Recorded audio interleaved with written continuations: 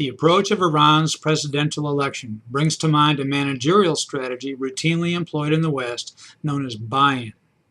All members of organizations of any size know how buy-in works. After deciding what is to happen, bosses consult their underlings, who gratefully deliver their thoughts. The bosses then implement their original decisions, confident that the underlings, thinking they've exerted real influence at high levels, will execute them with diminished need for persuasion. For 50 million Iranians eligible to vote on June 14th, democracy seems, from the outside, to be a massive buy-in scheme. Although voting will make them feel as though they've exerted influence over the Islamic Republic's affairs, much about the outcome already has been decided. In Iran, all important decisions come from the unelected supreme leader, Ayatollah Ali Khamenei. Voters elect a president whose enumerated powers are limited from among a group of candidates Khamenei controls. Of 686 Iranians who registered to run for the president in the imminent election, 8 received approval from the 12-member Guardians Council.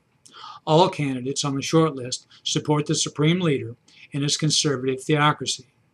Khamenei wants no repeat of the 2009 election, which kept firebrand Mahmoud Ahmadinejad in office and filled streets with Iranians angry about election rigging. Because Ahmadinejad has fallen from favor, the successor he prefers didn't make the Guardian Council cut. Neither did former President Ali Akbar Hashemi Rafsanjani, whom the ruling clergy apparently found too inclined toward reform, but whose impressive tenure in Iranian power circles hardly bespeaks liberality. Also excluded were all 30 of the women who registered to run. So Khamenei will have an ally as president.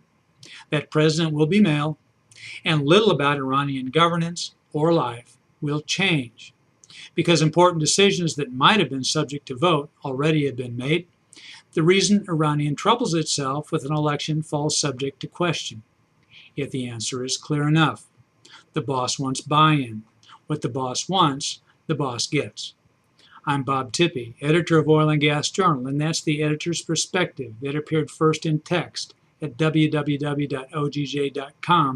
on May 31st, 2013.